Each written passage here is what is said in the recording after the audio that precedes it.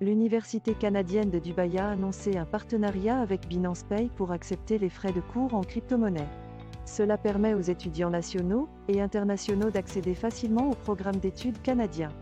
Binance Pay prend en charge plus de 200 crypto-monnaies et ne facture aucun frais par transaction. Cependant, l'excitation a été de courte durée. Un obstacle technique s'est posé lorsque Dubaï a publié des réglementations cryptographiques pour les fournisseurs de services d'actifs virtuels. Le CUD accueille plus de 1800 étudiants nationaux et internationaux. Ils sont inscrits à l'un des 25 programmes de premier cycle et aux 6 programmes d'études supérieures, et ils paient des frais de scolarité annuels de 18 000 $. Je donnerai à cet article une note de 7 sur 10.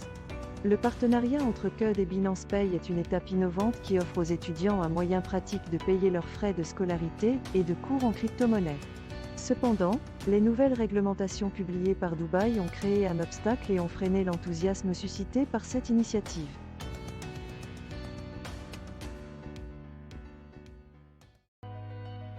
Les prix du Bitcoin sont rapprochés de la barre des 22 000 $ au cours du week-end.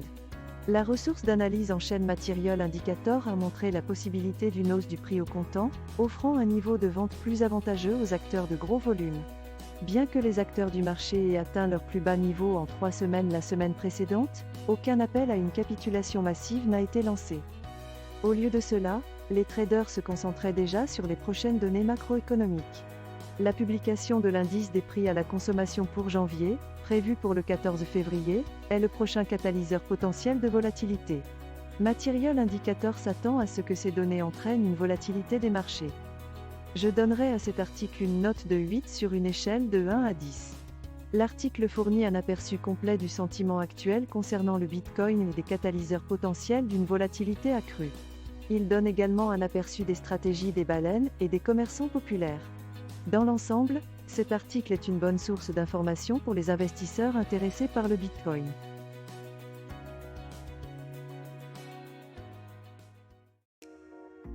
John Deaton, fondateur de Cryptolo et avocat des détenteurs de XRP, soutient que même si le créateur pseudonyme de Bitcoin Satoshi Nakamoto avait vendu du BTC plus tôt, cela ne signifierait pas que le BTC est un titre.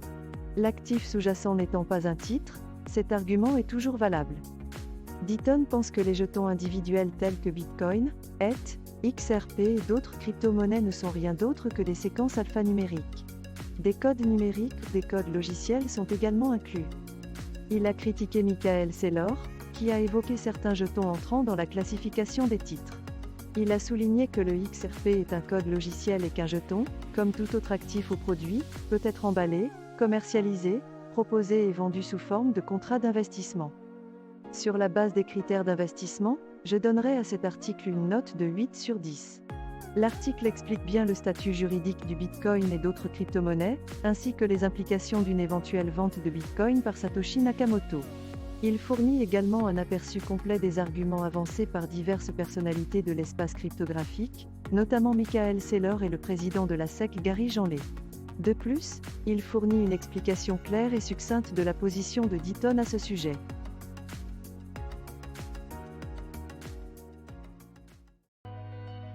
Le Bitcoin et l'Ethereum, les deux plus grandes crypto-monnaies, ont vu leur rallye s'arrêter. Les craintes que l'opération Choke 2.0 ne touche potentiellement l'espace cryptographique ont contribué à ce blocage. Les traders ont parié que la Réserve fédérale américaine pourrait déclarer la victoire dans sa guerre contre l'inflation. Certains prédisent que les petites pièces pourraient se diriger vers une forte hausse. Le rapport sur l'indice des prix à la consommation américain qui sera publié la semaine prochaine est surveillé de près, le marché s'attendant à une hausse de 0,4%. Les perspectives d'inflation de l'enquête de l'Université du Michigan ont atteint leur niveau le plus élevé depuis janvier 2022. Cela suggère que les ménages s'attendent à ce que la hausse de l'inflation persiste. La Fed a ralenti le rythme de ses hausses de taux d'intérêt en réponse à l'inflation. Le président de la Fed, Jerome Powell, a déclaré qu'il faudrait beaucoup de temps pour éradiquer complètement l'inflation. Je donnerai à cet article une note de 7 sur 10. Il fournit un bon aperçu de l'état actuel des marchés de la cryptographie, ainsi que des implications potentielles des prochaines données sur l'inflation aux États-Unis. Il propose une analyse des commentaires de Jerome Powell et d'autres experts du secteur, qui fournit une vision équilibrée de la situation. Cependant, il ne fournit aucun conseil ou recommandation d'investissement spécifique.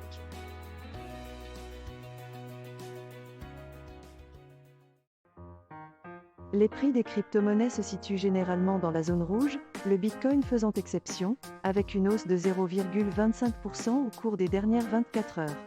Le Bitcoin semble baissier sur le graphique local, ce qui pourrait entraîner une baisse dans la zone des 21 600 $. Sur la période quotidienne, une fausse rupture de la résistance à 21 939 $ a été réalisée.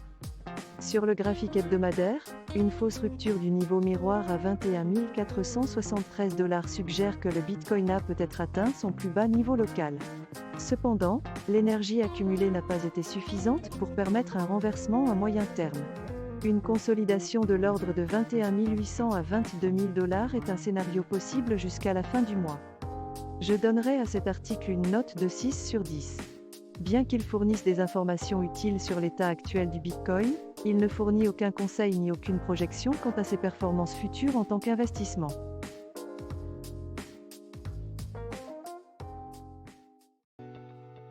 Le prix du jeton Mina Protocol a considérablement augmenté au cours des 2 derniers jours, dépassant la barre des 1 $. Cette hausse des prix peut être attribuée aux nouvelles de Binance concernant l'adoption de preuves sans connaissance. Ces preuves garantissent la confidentialité et la sécurité des informations, ainsi que l'avancement du développement d'un pont entre Mina et Ethereum. L'engouement autour de cette technologie devrait se poursuivre jusqu'à la sortie de nouveaux produits de Polygon, SC5 et Starkware fin 2022. Je donnerai à cet article une note de 7 sur 10. Il fournit un aperçu détaillé du jeton Mina Protocol et des avantages potentiels d'un investissement dans celui-ci.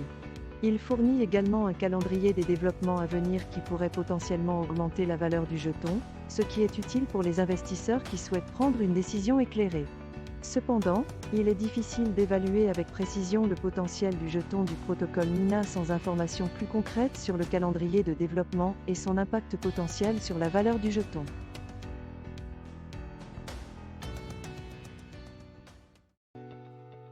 Divi est un exemple de projet défi. Il vise à simplifier l'expérience utilisateur, permettant aux nouveaux utilisateurs de profiter de l'ensemble des fonctionnalités disponibles. Il se concentre également sur le staking interchain, qui peut offrir aux utilisateurs des récompenses plus élevées et une plus grande liquidité. Ces améliorations peuvent contribuer à rendre Divi accessible au grand public et à accomplir sa mission de souveraineté financière. Je donnerai à cet article une note de 9 sur 10. Il donne un bon aperçu du projet Défi Divi, en se concentrant notamment sur la manière dont il travaille à améliorer l'expérience utilisateur afin d'accroître son adoption.